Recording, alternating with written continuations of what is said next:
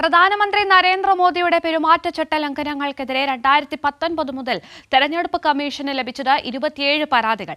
അതിൽ 12 പരാതികളും വിദ്വേഷ പ്രസംഗങ്ങൾ നടത്തിയതിനെതിരെ. എന്നാൽ ഈ പരാതികളിലൊന്നും തെരഞ്ഞെടുപ്പ് കമ്മീഷൻ ഒരു നടപടിയും സ്വീകരിച്ചിട്ടില്ല. അതേസമയം മോദിയുടെ മുസ്ലിം വിരുദ്ധ വിദ്വേഷ പ്രസംഗത്തെ വിമർശിച്ചതിന് പിന്നാലെ ബിജെപി പുറത്താക്കിയ ന്യൂനപക്ഷ മോർച്ച നേതാവ് ഉസ്മാൻ ഖാനിയെ പോലീസ് അറസ്റ്റ് ചെയ്തു. രാജസ്ഥാനിലടക്കം മോദി നടത്തിയ വിദ്വേഷ പരാമർശങ്ങൾക്കെതിരെ പ്രതിഷേധങ്ങളും വിമർശനങ്ങളും ഉയരുന്ന സാഹചര്യത്തിലാണ് 2019 മുതൽ മോദിക്കെതിരായി തെരഞ്ഞെടുപ്പ് കമ്മീഷന് മുന്നിൽ ലഭിച്ച പരാതികളും അതിൽ കമ്മീഷൻ സ്വീകരിച്ച നടപടികളും ചർച്ചയാകുന്നത്.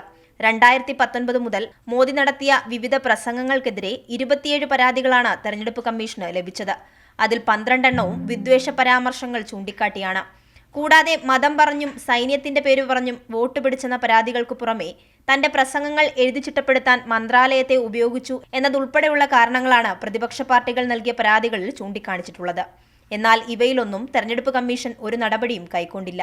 രാജസ്ഥാനിലെ ബൻസ്വാരയിലെ തെരഞ്ഞെടുപ്പ് റാലിയിലെ മോദിയുടെ മുസ്ലിം വിരുദ്ധ പ്രസംഗത്തിനെതിരെ CPIM അടക്കം നൽകിയ പരാതിയിൽ 2 ദിവസം മുൻപ് തെരഞ്ഞെടുപ്പ് കമ്മീഷൻ നോട്ടീസ് അയച്ചിരുന്നു. എന്നാൽ പരാതി നേരിടുന്ന മോദിക്ക് നോട്ടീസ് അയക്കാതെ BJP അധ്യക്ഷൻ JP നദ്ദയ്ക്ക് കമ്മീഷൻ നോട്ടീസ് അയച്ചത് തെരഞ്ഞെടുപ്പ് കമ്മീഷന്റെ മോദി അനുകൂല സമീപനമാണെന്ന വിമർശനമാണ് ഉയരുന്നത്. പെരുമാറ്റച്ചട്ടലംഘനം ചൂണ്ടിക്കാട്ടി പരാതികൾ നിലനിൽക്കുമ്പോഴും മോദി വിവിധയിടങ്ങളിൽ മുസ്ലിം വിരുദ്ധതയും വർഗീയതയും പറഞ്ഞ് പ്രചാരണം തുടരുകയാണ്.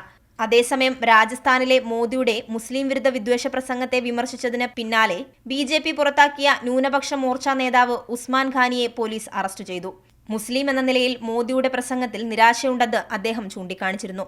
BJPക്ക് വോട്ട് ചെയ്യാനാവശ്യപ്പെട്ട് മുസ്ലിം വോട്ടർമാരെ കാണുമ്പോൾ പ്രധാനമന്ത്രിയുടെ പ്രസ്താവന അവർ ചോദ്യം ചെയ്യുമെന്നും അപ്പോൾ പറയാൻ മറുപടിയില്ലെന്നും അദ്ദേഹം വിമർശിച്ചു. രാജസ്ഥാനിൽ BJPയിലെ ന്യൂനപക്ഷത്തിന്റെ ശബ്ദമായിരുന്ന ഖനി ന്യൂനപക്ഷ മോർച്ചയുടെ ബിക്കാനീർ ജില്ലാ പ്രസിഡന്റായിരുന്നു. കൈരളി ന്യൂസ്, ദില്ലി.